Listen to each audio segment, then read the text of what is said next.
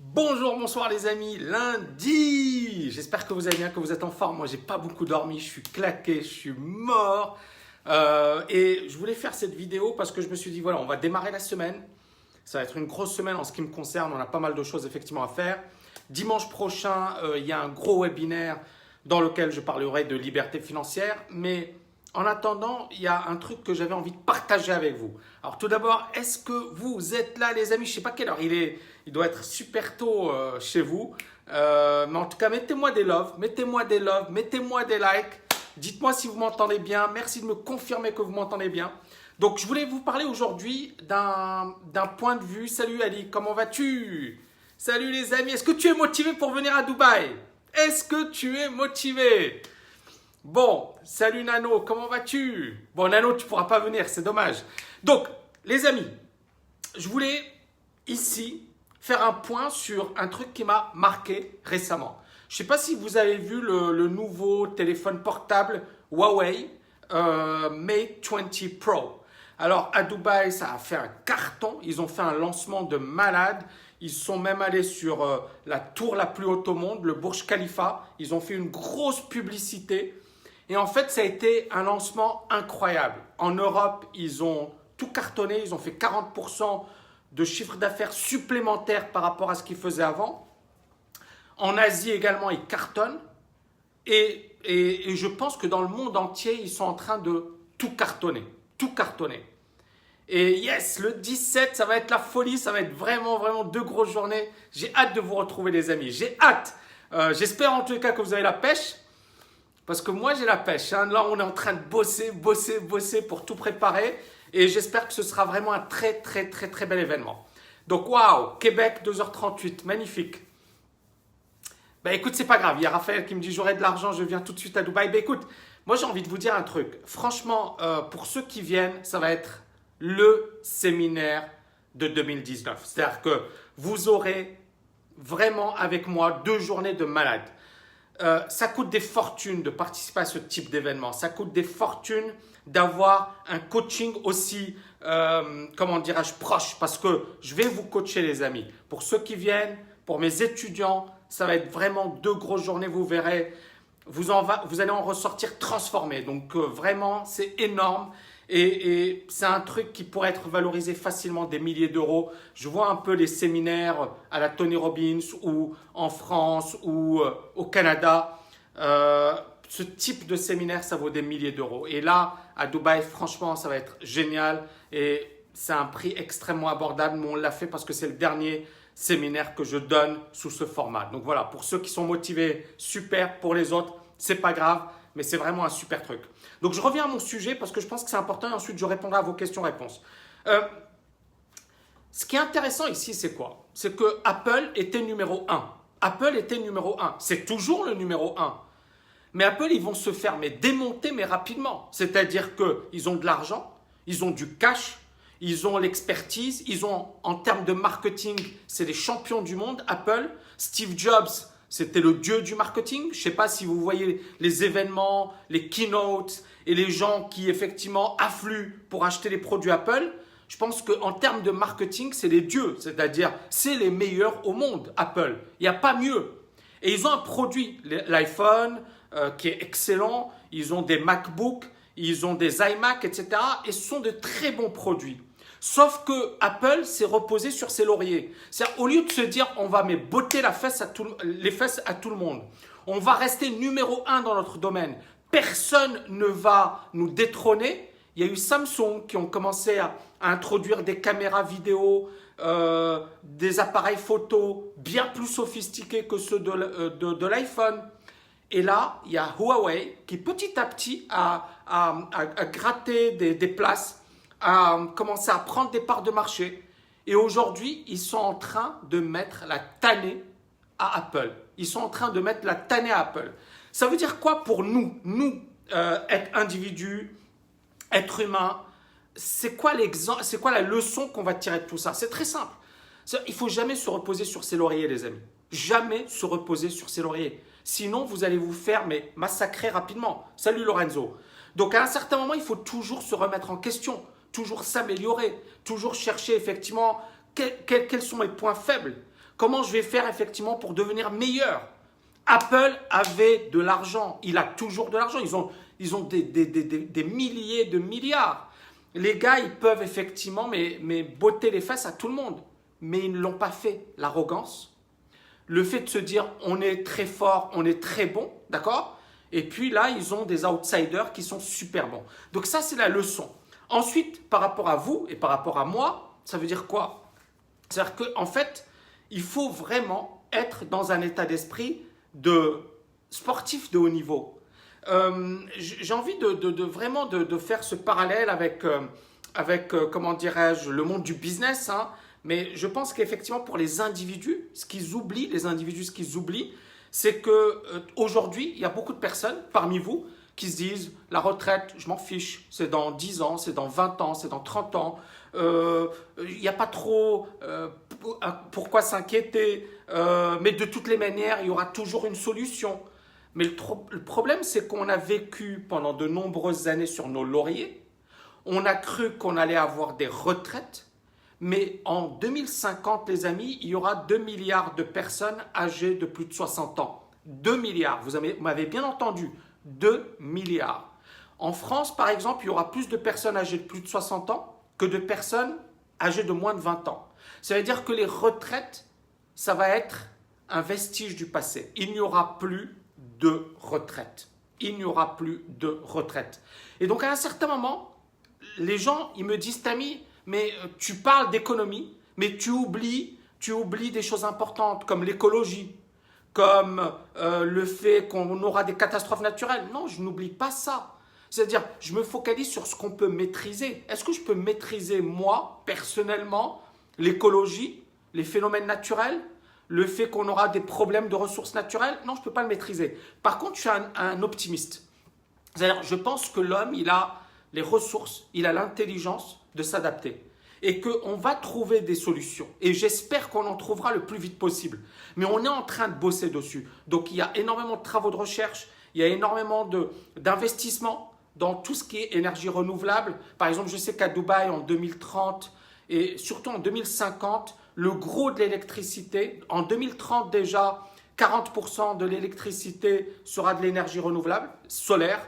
D'ailleurs, ils ont, je pense, effectivement, l'une des plus grosses stations solaires au monde, d'accord? Et puis, bien évidemment, ils veulent être totalement autonomes. Donc, ils sont en train de bosser sur ça. Donc, je pense qu'il y a des gouvernements qui sont assez intelligents. Il y a également des entreprises qui sont intelligentes, qui travaillent sur ça. Est-ce que ce sera suffisant? Non, mais j'ai espoir. Je reste optimiste. Parce que parmi vous, il y en a qui me disaient Tammy, l'économie, on s'en fiche. De toutes les manières, on sera tous morts en 2050. Ben, moi, j'ai envie de te dire, vas-y, suicide-toi, mon pote. C'est-à-dire, si tu te dis, ça ne sert à rien de vivre parce qu'on sera tous morts dans 20 ans, ben, qu'est-ce que tu fous là? D'accord? À un certain moment, les amis, il faut arrêter de broyer du noir. Oui, la planète est en danger. Oui, il y a énormément de risques. Mais si on a ce type de raisonnement hyper pessimiste, ça ne sert à rien de vivre. À un certain moment, il faut être optimiste, les amis. Il faut être positif. Et être positif, ça veut dire trouver des solutions. Donc, moi, je suis pas devin, d'accord? Je suis pas, je suis pas Dieu et je peux pas vous dire, voilà, les catastrophes naturelles, je sais comment on va éviter tout ça, je sais comment… Non, moi, je parle de choses que je peux maîtriser. Ce que je maîtrise, ce sont des données économiques. Ce que je maîtrise, c'est comment devenir libre financièrement pour me protéger, protéger mes proches, protéger ma famille, protéger les gens effectivement que j'aime. Ce que je maîtrise, c'est ce que je vous dis aujourd'hui, d'accord? C'est-à-dire qu'effectivement, il y a pas mal de recherches sur pourquoi les gens ne deviennent pas libres financièrement, pourquoi beaucoup de gens effectivement galèrent financièrement, pourquoi beaucoup de personnes effectivement n'arrivent pas à s'en sortir, restent piégées toute leur vie dans la rat race. Il y a énormément de travaux de recherche. Après, bien évidemment, pour moi, il y a un triptyque magique. Il y a tout d'abord le mindset, c'est-à-dire qu'il faut avoir un mental adapté pour devenir libre financièrement. Ensuite, le deuxième point, il faut une stratégie, parce que sans stratégie, vous n'irez nulle part. Il y a certaines personnes parmi vous qui veulent faire de l'immobilier, du trading, de la bourse, du business, et à un certain moment, ils ne font rien du tout. Donc, vous devez avoir une stratégie. Celui qui veut tout faire ne fera rien. Récemment, je voyais l'interview de Landry. Et Landry, c'est un de mes étudiants qui, pendant pas mal d'années, n'a rien fait. Il allait au Japon, il faisait de la cuisine, il créait des business, etc. Et il a fait du surplace pendant pas mal de temps. Et Landry, à un certain moment, il a rejoint la TKL et il m'a dit que c'était le meilleur investissement de sa vie. Et il m'a dit, voilà, avec toi, j'ai appris une chose, c'est qu'il fallait que je sois concentré. C'est qu'il fallait que je fasse une chose, mais bien. Et il a fait une chose et bien, et ses résultats ont tout simplement explosé. Aujourd'hui, il a des dizaines de milliers d'euros par mois. Et c'était quelque chose d'inimaginable auparavant. Mais il a eu ce changement. Donc vous voyez bien qu'il faut d'abord le mindset, ensuite la stratégie, et bien évidemment, c'est très bien tout ça, mais si vous n'agissez pas, vous n'aurez jamais de résultat. Et à un certain moment, il faut agir, les amis.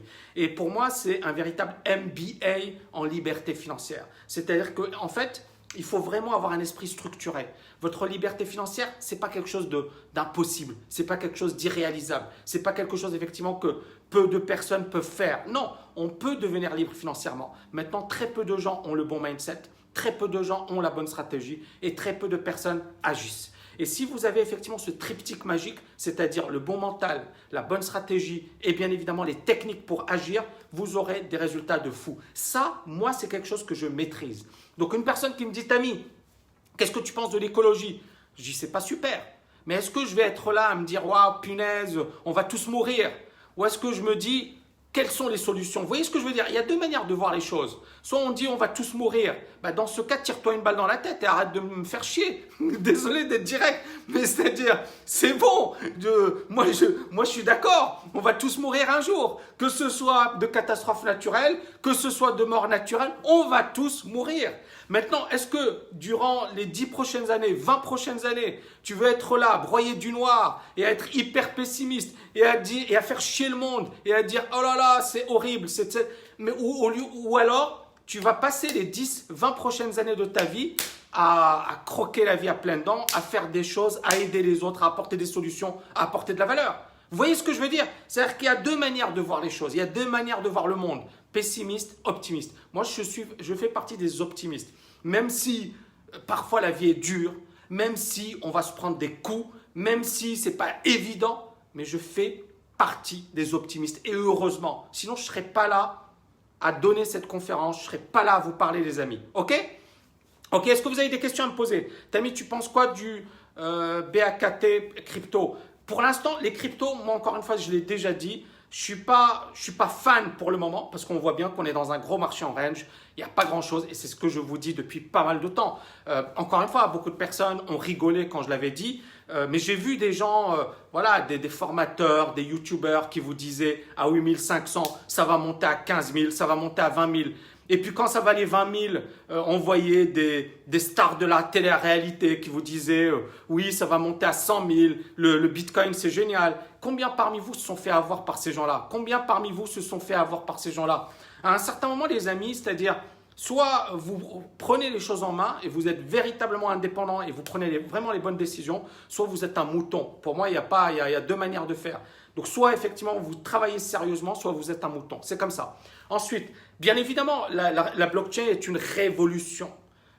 Non, je ne vais pas dire que la crypto est une belle arnaque. Je vais dire que la blockchain est une révolution, que les cryptos, il y a eu bien évidemment des phénomènes moutonniers. Maintenant, il faut voir concrètement ce qui va se passer. Il y a le côté fondamental, comprendre les fondamentaux, et il y a également le côté technique, la psychologie des foules. Les deux éléments sont importants. Ensuite, être acteur de sa vie, c'est clair, Mathieu. Merwan, merci infiniment. Hey Tammy, merci pour toute cette valeur, cette motivation, excellent. En plus, regardez les amis, je suis claqué. J'ai bossé jusqu'à 4 heures du mat. On est en train de préparer beaucoup de choses, donc je suis à fond. Mais voilà, j'ai eu cette idée, je me suis dit, allez, je vais leur donner un live. Je devais en faire un hier, mais j'étais vraiment claqué. Et je me suis dit, je vais vous donner un live pour vous aider à passer une semaine de malade. Ensuite, est-ce que vous avez d'autres questions? Et ensuite, je vous quitte parce que j'ai vraiment beaucoup de boulot, les amis. Tu as de la chance, il fait froid à Casa. Ouais, on a vraiment du beau temps à Dubaï. C'est génial. Prends un café, j'en ai déjà pris un. Et là, j'ai pas mal bossé. Comment tu vois l'évolution de l'économie mondiale? J'ai déjà fait une vidéo sur ça, mais je vais en faire une autre. Mais pour moi, voilà, les prochaines années, elles seront charnières. C'est-à-dire qu'on le voit, rien qu'Apple, là, qui a perdu de l'argent récemment parce que leurs ventes ne sont pas aussi bonnes, d'accord? Et Huawei, qui est chinois, qui sont en train de tout exploser, ça vous donne déjà un aperçu de ce qui va se passer. La Chine, elle va monter en puissance, un truc de fou. bien évidemment, elle a une population vieillissante, c'est ça son point faible. Et d'ailleurs, vous voyez le Japon qui est aujourd'hui en train de vouloir importer des travailleurs, parce que c'est bien de se dire on n'a pas besoin de travailleurs, etc. Mais là, on voit les limites. On est dans un monde qui va changer, mais radicalement. C'est-à-dire, on n'a jamais vu ça dans l'histoire de l'humanité, parce que vous allez avoir des mouvements de personnes, un vieillissement accéléré de la population, vous allez avoir l'intelligence artificielle, vous allez avoir voilà, des problèmes naturels, des catastrophes naturelles. Donc, on est vraiment dans un monde qui sera de plus en plus turbulent dans les prochaines années. Et ceux qui vont s'en sortir, ce sont ceux qui ont le plus d'argent, malheureusement. C'est-à-dire, ce n'est pas quelque chose qui... voilà, ce n'est pas politiquement correct ce que je suis en train de vous dire.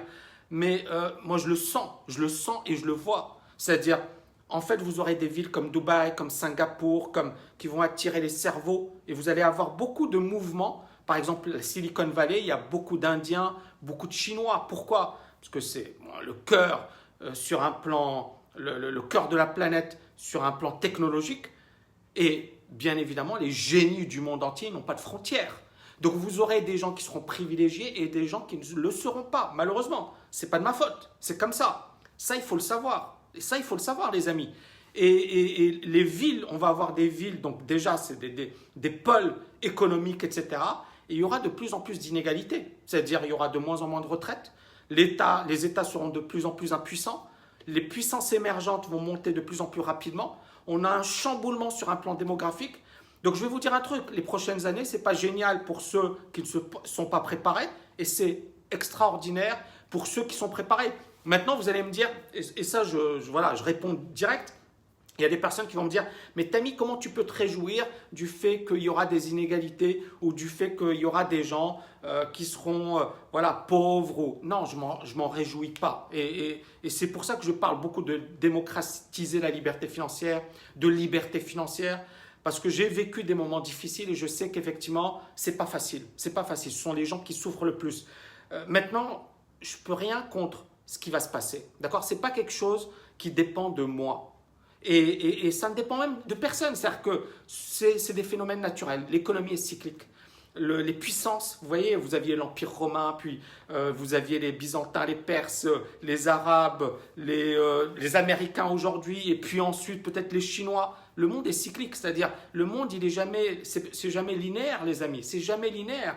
Donc à un certain moment, il faut juste l'accepter, il faut juste le comprendre, et puis tirer son épingle du jeu. C'est-à-dire on est après tout humain, on a des gens qui sont proches, et on doit s'adapter à ce nouveau monde. Le monde tel qu'on l'a connu durant les 10, 20 dernières années ne sera pas le monde des 20, 30 prochaines années. Ça va être, mais vraiment un changement radical. Regardez déjà ce qui s'est passé durant les 10 dernières années. C'est tout simplement incroyable. Avec les nouvelles technologies, avec les smartphones, ça n'existait pas ça. Il y a 10, 15 ans, ça n'existait pas. Ça n'existait pas. Aujourd'hui, un smartphone, c'est un véritable ordinateur. Regardez, je donne une conférence dans le monde entier depuis un iPhone. Ça n'existait pas auparavant. Vous voyez ce que je veux dire? Donc ça, c'est qu'aujourd'hui, on est en 2018. Mais en 2029, qu'est-ce que ce sera? Et en 2029, vous voyez bien que le monde, mais il va évoluer à vitesse grand V et qu'on aura, par exemple, de nouvelles manières d'apprendre. Là déjà, moi par exemple, la TKL, je la fais en ligne. Au départ, les gens me prenaient pour un fou. Je disais non, mais c'est n'importe quoi. Mais non, c'était l'avenir à l'époque. Mais dans 10 ans, on aura autre chose. Et puis ensuite, on aura... Donc il faut vraiment s'adapter en permanence, les amis. Et ceux qui vont tirer leur épingle du jeu, que ce soit les États ou que ce soit les individus, ce sont ceux qui sauront s'adapter. Ok les amis? Ok les amis? Voilà. Est-ce que vous avez d'autres questions? Des gourous, ta formation pour eux, etc. Est-ce que vous pouvez me poser des questions rapidement et ensuite je vous quitte parce que j'ai vraiment beaucoup de boulot les amis. C'est un plaisir de parler avec vous, j'espère. Mettez-moi des loves. Vous êtes mous là. Vous êtes mous. Je sais que c'est le matin, je sais que certains partent au boulot, je sais. Mais mettez-moi des loves quand même. Allez, je vois rien. Je vois rien. Est-ce que vous avez d'autres questions? La méga pêche, yes Sofiane, magnifique. Président, non, ça ne m'intéresse pas. Politique, ça ne m'intéresse pas, c'est super dur. D'ailleurs, je plains les hommes politiques. Je plains les hommes politiques. On serait une centaine environ. Voilà, c'est ce qui est génial, puisque c'est à Dubaï, etc. Voilà. Mathieu, merci infiniment. Ali, merci infiniment. Je vous souhaite une excellente journée, les amis. Une excellente semaine. Et dimanche prochain, gros webinaire. Je parlerai de pas mal de choses. Merci beaucoup, les amis. Ciao, ciao, ciao.